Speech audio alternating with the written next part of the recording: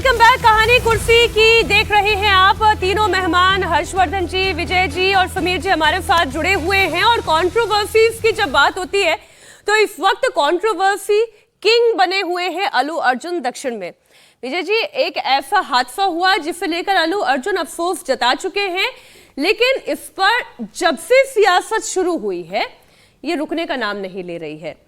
इस वक्त पुष्पा 2 को लेकर, उस फिल्म को लेकर दो तरीके के लोग दिखाई दे रहे हैं। फिल्म को लेकर नहीं, बल्कि उस फिल्म के प्रीमियर में जिस तरीके से वो हादसा हुआ, जिसे लेकर उन्हें जेल भी जाना पड़ा, फिर जमानत भी मिली। अलग अलग बयान है, मैं एक एक करके बयान आपको बता दूं। कैसा फिल्म स्टार है वो बैठा रहा, इस तरीके का बयान आया। किनका आया वो मैं दर्शकों के सामने रखूंगी। असदुद्दीन ओवैसी ने सवाल उठा दिया कि बड़े असंवेदनशील आदमी है अल्लू अर्जुन। अल्लू अर्जुन ने अब जवाब देना शुरू किया है। अभी तक तो वो सिर्फ यही कह रहे थे कि जो कुछ हुआ उसका मुझे बहुत खेद है और जिनके साथ भी ऐसा हुआ है उनके परिवार की जिम्मेदारी, जो भी उन्हें समस्या आती है उनकी जिम्मेदारी मैं उठाने के लिए तैयार हूं।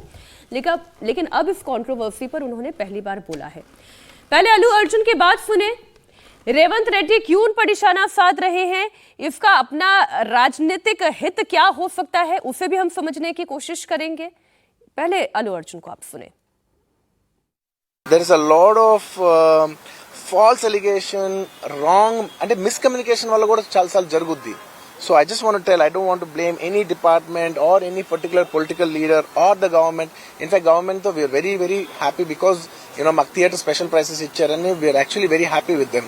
So ఇది ఏ ఇండివిజువల్ కి సంబంధించిన విషయం కాదు. I just want to address everybody that there's a lot of misinformation. నేను ఇలా బిహేవ్ చేశాను, నేను అలా అన్నాను, నేను ఇలా చేశాను అనేది రాంగ్ ఎలిగేషన్స్ పడేసరికి I'm feeling extremely, how do you say, I'm అంతే extreme. It's humiliating and character assassination. నేను 20 ఏళ్ళుగా నేను ఎప్పుడు ఇలాంటి ఇష్యూలో 20 ఏళ్ళుగా నన్ను చూస్తున్నారు కదా, నేను ఎప్పుడైనా ఇలా చేస్తానా? वो फिल्म स्टार गए थिएटर को पिक्चर देखने के लिए, बैठे हुए थे, गड़बड़ हुई, उसके बाद पुलिस वाले आकर बोले कि भगदड़ हो गई, स्टैम्पेड हो गया, 2 बच्चे गिर गए हैं, एक लेडी मर गई है। तो उसके बाद में वो फिल्म स्टार पलट के ऐसा मुस्कुराते हैं और बोलते हैं अब तो पिक्चर हिट होने वाली है। और जो लोग बोल रहे हैं कि वेव कर लेते गए, सर 1-2 बच्चे स्टैम्पेड में आ गए, एक औरत मर गई, उसके बाद भी वहीं पर बैठकर पूरा पिक्चर देखकर उठकर जाते वक्त भी वो स्टैम्पेड को नहीं देखे, वो फिर गाड़ी में बैठ के ऐसा वेव कर लेते हुए गए। क्या मैं सही हूं या गलत हूं सर, आप बोलिए? क्योंकि एक मैसेज ऐसा दे रहे हैं कि गवर्नमेंट जुल्म कर रही है, ज्यादती कर रही है। सर इंसानियत कहां है बताइए? एसीपी गुस्सा कर ये थिएटर वाले को हटा दे के जाके हीरो को बोल दिए ऐसा हो गया, बाहर आप निकलो तुरंत। आप चला गए तो लोग चला जाएंगे, तब हम लोग ये इसको ट्रैफिक को, ये लोगों को हम कंट्रोल कर सकते हैं। जब तक यहाँ बैठेंगे बाहर कोई भी नहीं जाने वाला है। ये बहुत दिक्कत की बात हो रहा है। पुलिस कंट्रोल हो गया, हम लाठीचार्ज भी नहीं कर सक रहे, कुछ भी नहीं कर सक रहे। आप निकलो। नहीं मैं पूरा पिक्चर, मगर हीरो तो नहीं गया थिएटर छोड़ के, वहीं बैठा हुआ है। अभी बर्दाश्त की बाहर हो गए, पुलिस कंट्रोल भी हो गए, तब डीसीपी आके सीधा हटा के इनके जो भी है सब सिक्योरिटी वाले पुलिस को हैंड ओवर कर देके डीसीपी जाके हीरो को बोल दिए कि भाई तुम तुरंत निकलना, नहीं तो हम लोग अरेस्ट करना पड़ता, क्योंकि 2 लाश गिर गए बाहर। आप यहाँ पर थिएटर में बैठ के तमाशा किए तो ये कंट्रोल नहीं होने वाले हैं, हम नहीं सुनने वाले हैं, आपको अरेस्ट करके पुलिस स्टेशन लेकर जाना पड़ता। आप तो निकलो। जबरदस्ती से वो हीरो को हमारा डीसीपी वो लॉ एंड ऑर्डर सिचुएशन देकर उनको बाहर लेकर आए। बाहर गाड़ी में बिठाने के बाद फिर जाते होकर फिर रूफटॉप निकाल के फिर लोगों को ऐसा कर रहा, तो ये कैसे इंसान है? हम लोग क्या बोलना है? तो ऐसे इंसान भी आजकल दुनिया में है। अल्लू अर्जुन पर आपने 2 बयान सुने और इन दोनों बयानों का अर्थ तो यही निकल रहा है कि अल्लू अर्जुन पर डायरेक्ट अटैक है। और इसमें क्या कोई पॉलिटिकल पिच भी रेडी की जा रही है? विजय जी, मैं इसलिए पूछ रही हूँ क्योंकि अल्लू अर्जुन सिर्फ एक दक्षिण के स्टार नहीं है, वो नॉर्थ दक्षिण के तो सुपरस्टार है, नॉर्थ के भी वो स्टार बन गए हैं। नहीं, नॉर्थ के भी अब तो सुपरस्टार हो गए, लोग बहुत प्यार करते हैं। और जैसे पुष्पा और पुष्पा 2 का जो तो वो लोग है। और अब वहाँ पॉलिटिकल पूरा का पूरा एक जो पूरा इशू है वो इनसेंसिटिविटी को लेकर है कुल मिला के, कि अल्लू अर्जुन की फिल्म वहाँ पर आई और वो गए और किस तरह से निकले। अब पूरी तरह से उनको अपराधी भी आप नहीं कह सकते मेरे ख्याल से, लेकिन निरपराध कहें ये भी नहीं है, क्योंकि उनको भी समझना चाहिए वो एक सुपरस्टार है कि उनके आने उनके जाने और उस सबका क्या मतलब होता है, कैसे मैनेज किया जा सकता है। ये वैसा का वैसा है जैसे बहुत सारी घटनाएं होती हैं, हम लोग अभी देख रहे हैं कोई कथावाचक के साथ वो हो गया और वो भगदड़ हो गई और वो भाग लिए।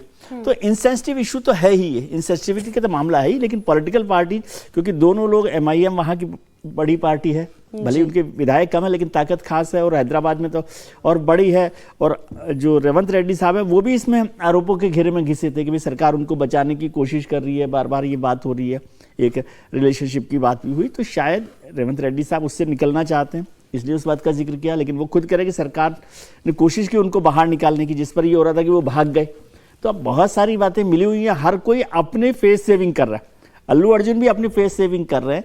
अब इसका वो कर भी क्या सकते हैं, इसके अलावा उन्होंने ये कोशिश की कि अपने जो परिवार था, पीड़ित परिवार था, उसको मदद भी, आर्थिक मदद उन्होंने की है, वो वहां पर उससे मुलाकात भी की है। ये जो पूरी चर्चा चल रही है इसमें अगर पॉलिटिकल डिस्कोर्स भी हम कहें तो पवन कल्याण, चिरंजीवी, इन सब ये अभी पिक्चर में नहीं है। पिक्चर में नहीं है, लेकिन जो पिक्चर में नहीं होता वो भी तो बैकग्राउंड में होता है फिल्मों में।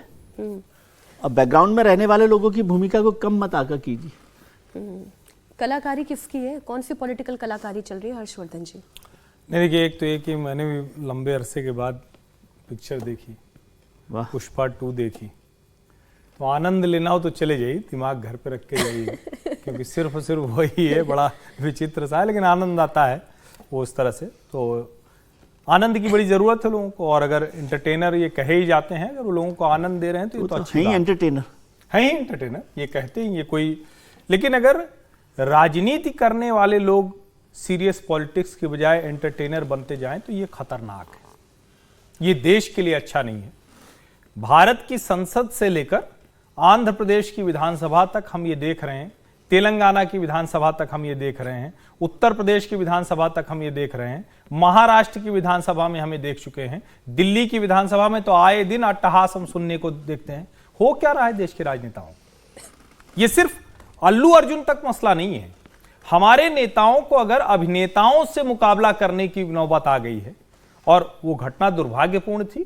किसी भी जगह पर इस तरह की ऐसी कोई भीड़ भाड़ हो जाए, ये लोग किसी ऐसे ये बाबा वगैरह के उस पर क्यों नहीं जल्दी से नेताजी लोग कार्रवाई कर लेते? वही उसी का मुंह सिल जाता है, बंद हो जाता है सबका। अभिनेता है उसको पकड़ लो।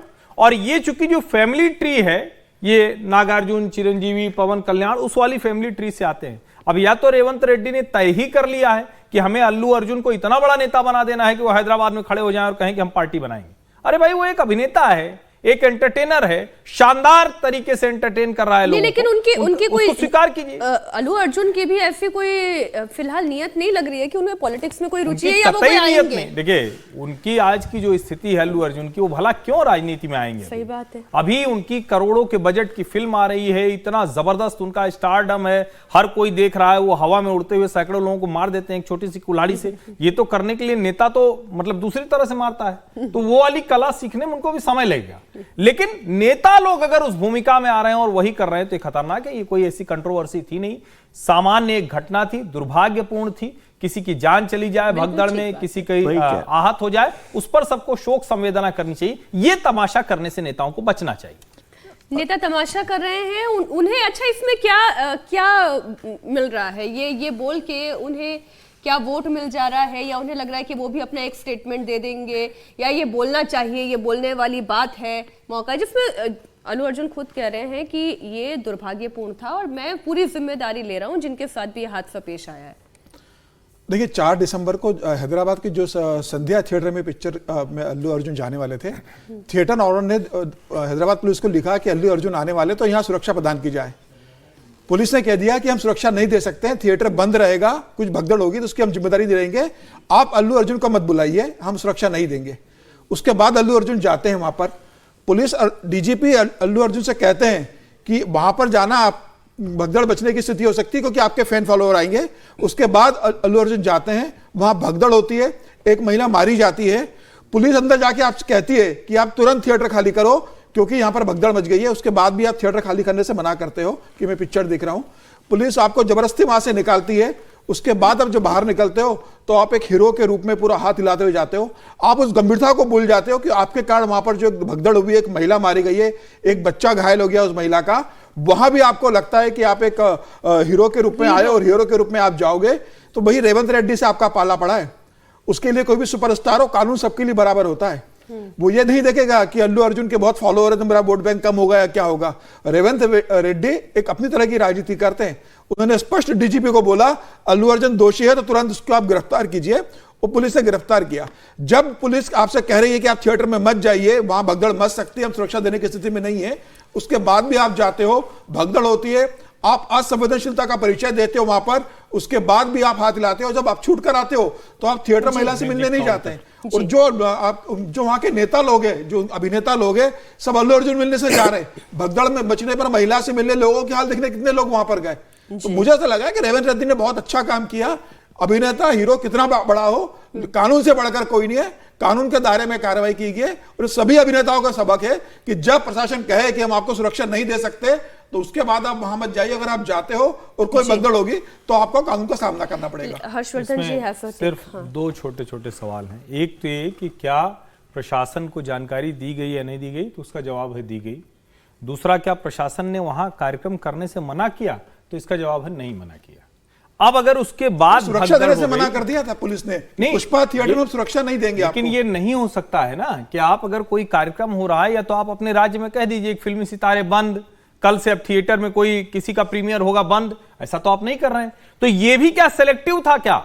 और इस घटनाक्रम में रेवंत रेड्डी जो बहुत शानदार नेता के तौर पर उभरे हैं, तेलंगाना की राजनीति को जो उन्होंने बदल दिया, उसकी परिभाषा बदल दी है। केसीआर और ओवैसी के गठजोड़ को हराना सामान्य बात नहीं थी, वो करके दिखाया उन्होंने। लेकिन यह घटनाक्रम रेवंत रेड्डी के ऊपर सवालिया निशान लगाता है। मैं फिर कह रहा हूं, अभिनेता का काम हंसना हंसाना है, अपना काम करना है। पुलिस प्रशासन का काम जिम्मेदार है, और चलिए वो भी मान लेते हैं। तो गलती थी, आप थाने ले गए, चलो ठीक है, समझ गया।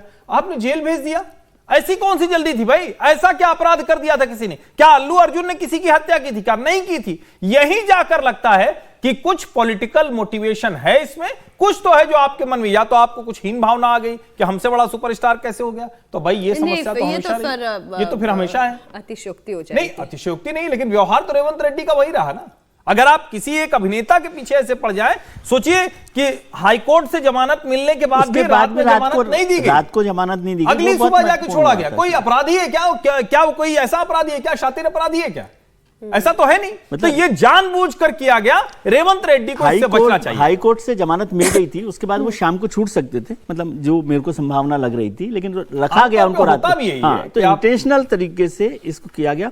और गिरफ्तारी के बाद तो लोग वहां पर रखते हैं पुलिस स्टेशन पर, थाने में जेल ले जाने की तुरंत ऐसी क्या जरूरत थी? तो बहुत सारी बातें उसमें रही हैं सर। उन्हें लेकिन भी इनसेंसिटिव इशू है था ना सर। हाँ, उन्हें भी तो एक स्टेटमेंट देना था कि मेरे लिए सब बराबर है। और अल्लू अर्जुन को भी, जो समिति कर रहे हैं, फिल्म स्टार्स को भी ये ध्यान रखना चाहिए कि कैसे। हाँ, नहीं, वो बिल्कुल ठीक बात है, ये तो ध्यान रखना ही चाहिए और हमेशा रखना चाहिए, हमेशा।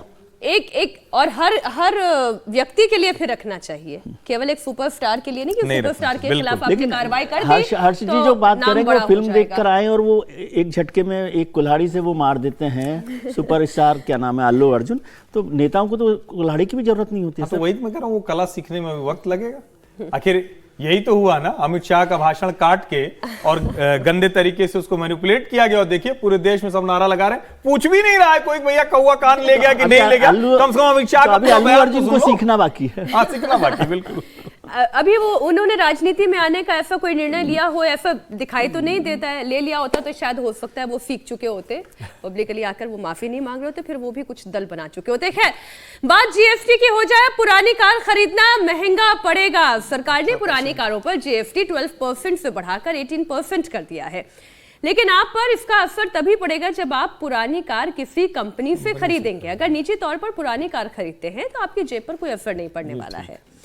कल जैसलमेर में हुई जीएसटी पर बैठक में यह फैसला लिया गया कि इस बैठक में इंश्योरेंस और ऑनलाइन फूड डिलीवरी पर जीएसटी कम करने का फैसला फिलहाल के लिए टाल दिया गया है। जीएसटी पर जल्दी से हम बात कर लेते हैं विजय जी। जीएसटी को लेकर गब्बर सिंह टैक्स बहुत सारी बातें हुई। जीएसटी को लेकर बहुत बातें जब से शुरू हुआ, अभी कुछ दिनों पहले ही प्रधानमंत्री जी ने जो भाषण दिया था उसमें भी जिक्र किया था, पार्लियामेंट में जो अभी संविधान पर भाषण था उसमें भी जीएसटी का जिक्र करते हुए उन्होंने कहा था कि ये काम पर पिछली सरकार ने इनिशिएट किया था, लेकिन उस सरकार के बाद हमने काम किया। और एक बात समझनी चाहिए कि जीएसटी को लेकर क्या करते हैं हम लोग कि वित्त मंत्री जी को बेचारे को हर दिन फांसी लगाते हैं, जबकि उसकी एक बड़ी कमेटी है, उसमें सभी राजनीतिक दल हैं, उसमें स्टेट गवर्नमेंट के चीफ मिनिस्टर्स हैं, सभी फाइनेंस मिनिस्टर्स हैं, उन सब की राय के बाद ये होता है। लेकिन जब भी कोई ऐसा फैसला होता है तो वो वित्त मंत्री के गले में फंदा डालते हो, आप घंटी बांधते हो। वो रेवंत रेड्डी की पार्टी से तो कोई नहीं होगा ना शायद कमेटी में। नहीं, रेवंत रेड्डी की बात नहीं, मैं ये कह रहा हूँ स्टेट्स के फाइनेंस मिनिस्टर्स उसमें होते हैं, तो इसलिए ये होता है। हालांकि ये कोई बहुत सारे फैसले हुए हैं जिस पर जीएसटी को लेकर जो सरकार ने लिए उनको बैकआउट भी करना पड़ा, विड्रॉ भी करना पड़ा है, तो उस पर बहस होती रहेगी। पुरानी कार को नई रेट पर जीएसटी लगाने का क्या वजह रही है, क्या सरकार समझती है कि उनको खरीदने पर रोक लगानी चाहिए? एक तरफ तो दिल्ली में और बहुत सारी जगहों पर जी। आप उसकी एज को लेकर 10 साल की बात को भी कर रहे हैं, तो किस तरह से कर रही है। लेकिन ये बात मैं केवल वित्त मंत्री जी के लिए कहना चाहता हूँ कि अकेले उनको फांसी लगाने की जरूरत नहीं है, या तो जीएसटी पर फैसले को लेकर सब लोग इसकी जिम्मेदारी तय करें। और बहुत बार होता है सरकारों को भी अब ध्यान देना चाहिए कि देखिए जो पुरानी कार है वो कौन खरीद रहा है, जो नई कार नहीं खरीद सकता, तो इसका मतलब वो एक मिडिल क्लास या लोअर मिडिल क्लास का आदमी है, तो उस पर जीएसटी बढ़ाना एक क्या राजनीति संगत मत बोलिए कि मिडिल क्लास आदमी खरीदता। आप मर्सिडीज बीएमडब्ल्यू देखिए ना, आज मतलब आज 50-50 लाख 60-60 लाख की सेकंड हैंड गाड़ियां कितनी बिकती है, 70 लाख तो वही चल रही है सर। इसमें बस पैसे वाले लोग खरीदते हैं। मैं 10 सेकंड ही दे पाऊंगी, 10 सेकंड से भी कम महंगी गाड़ियां ही शोरूम से बिकती हैं। ये जो 20 लाख के नीचे की गाड़ियां हैं तो लोग आपस में खरीद बेच लेते हैं, ये भी जानकारी। बीएमडब्ल्यू, ऑडी, ये सब रिफर्बिश करके शोरूम से बेचती है।